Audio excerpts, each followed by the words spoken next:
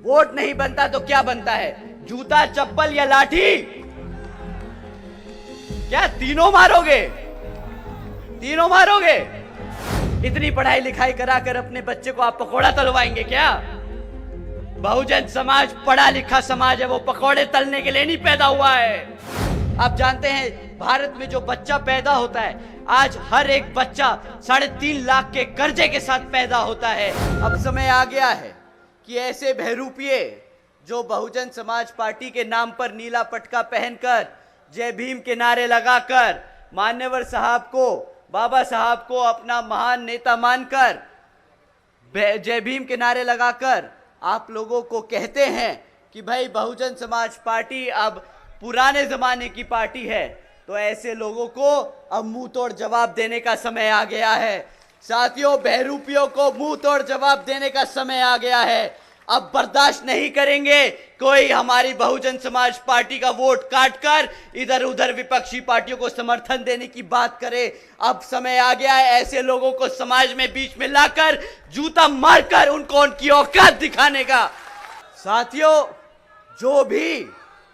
जो भी आपको बहुजन समाज पार्टी से भटकाने की कोशिश करे, बाबा साहब के नाम पर, मान्यवर साहब के नाम पर, बहन जी के नाम पर अगर बोले कि नहीं बहुजन समाज पार्टी अब हमारी पार्टी नहीं, हमें विपक्षी पार्टियों को वोट देना होगा, तो साथियों ऐसे लोगों को अब बख्शना नहीं।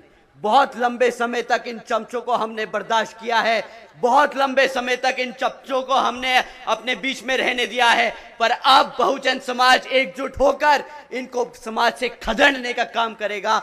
आप लोग इनको खदेड़कर खत्म करने का काम करेंगे। साथियों, पिछले 10 साल से केंद्र की सरकार में कौन सी पार्टी सत्ता में रही? कौन सी पार्टी सत्ता में रही? चोरों की पार्टी सत्ता में रही, भाजपा नहीं, चोरों की पार्टी सत्ता में रही है। तो साथियों, इन चोरों से पूछना पिछले 10 साल में तुमने हमारे समाज के लिए क्या किया। साथियों, पूछना, आप इनसे जाति और धर्म के आधार पे सवाल नहीं करना। अगर हम जाति और धर्म के आधार पे कुछ सवाल कर दिए तो इलेक्शन कमीशन कल हमें बंद कर देगा, कहेगा तुम जाति और आधार के नाम पर वोट मांगने का काम कर रहे हो। परंतु आदरणीय प्रधानमंत्री जी भड़काऊ भाषण दे सकते हैं, प्रधानमंत्री जी मुसलमान और हिंदू कर सकते हैं, तब इलेक्शन कमीशन की आंखों पे पट्टी बंध जाएगी, मुंह पे टेप बंध जाएगा, तब इनके हाथ में कोई ताकत नहीं होगी। पर जब आपका बहुजन समाज सवाल उठाता है, तब इनको सारे कानून याद आ जाते हैं। कोई बात नहीं, एक समय आएगा जब गद्दी पर बहुजन समाज पार्टी की राष्ट्रीय अध्यक्ष बहन कुमारी मायावती जी प्रधानमंत्री होंगी और फिर वो कानून के आधार पर यहां पर काम करने का पूरी कोशिश करेंगी।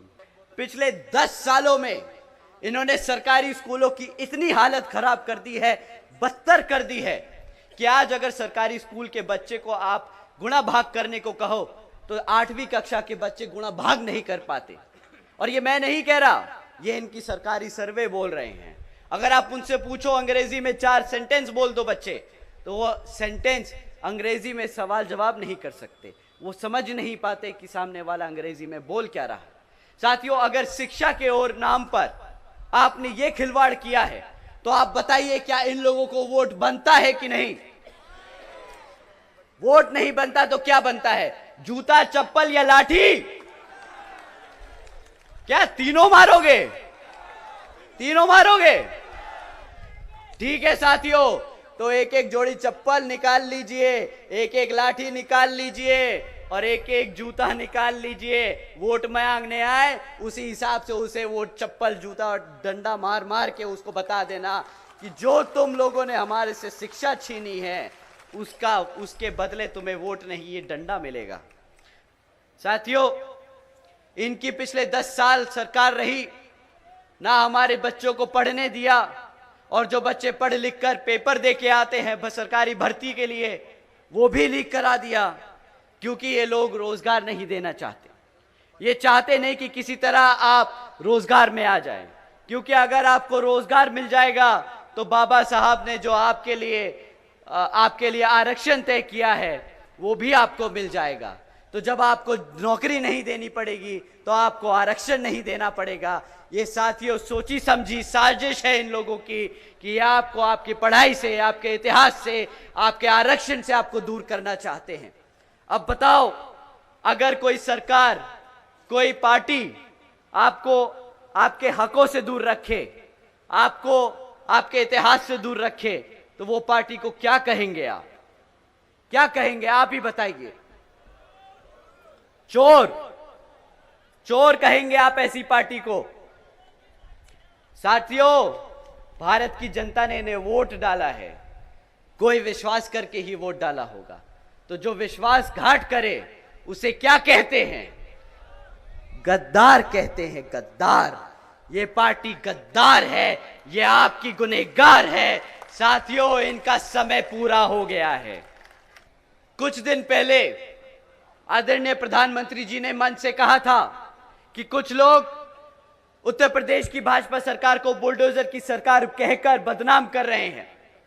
अब आप ही बताइए, जो सरकार अपने गरीबों का घर उजाड़े, जो सरकार उनसे उनका घर छीन ले, तो वो क्या बुलडोजर की सरकार नहीं है? आप ही बता दीजिए। बुलडोजर की सरकार है कि नहीं, आप ही बता दीजिए। साथियों, ये बुलडोजर की सरकार पर आदरणीय प्रधानमंत्री जी ने कहा था कि नहीं, वो बुलडोजर की सरकार नहीं है। तुम्हें आंखें खोलनी चाहिए और देखना चाहिए कि उत्तर प्रदेश में कितनी प्रगति हो रही है, कितना व्यापार बढ़ रहा है। तो साथियों, हमारे प्रधानमंत्री जी हैं, अगर कहेंगे आंखें खोल के देखो, तो हमने कोशिश करी, ढूंढा कि उत्तर प्रदेश में क्या चल रहा है। घर उजाड़ना तो एक कहानी थी, दूसरी ओर क्या चल रहा है हमने वो भी पढ़ने की और समझने की कोशिश करी। तो साथियों, पाया कि यूपी आज पूरे देश में नंबर 1 बन चुका है। उद्योग में नहीं, अपनी बहन बेटियों पे अत्याचार करने के लिए देश में नंबर 1 बन चुका है। लालच है ऐसी सरकार को जो अपनी बहन बेटियों को सुरक्षा नहीं दे पाती। रोजगार पर एक और टिप्पणी करी थी आदरणीय प्रधानमंत्री जी ने। उन्होंने कहा था कि भाई सरकारी नौकरियां नहीं है तो क्या हुआ, सरकारी नौकरियां नहीं है तो क्या हुआ, भाई पकोड़े तो तल रहा है ना, वो भी तो रोजगार है।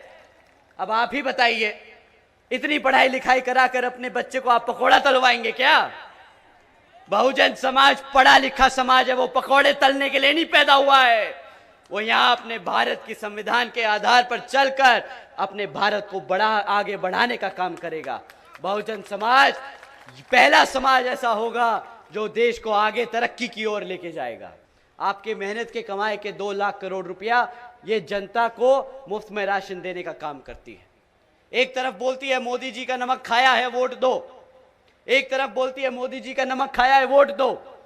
अरे भाई, जिससे तुम राशन खरीद रहे हो, जिस पैसे से तुम राशन खरीद के जनता को दे रहे हो, वो भी तो जनता का ही पैसा है।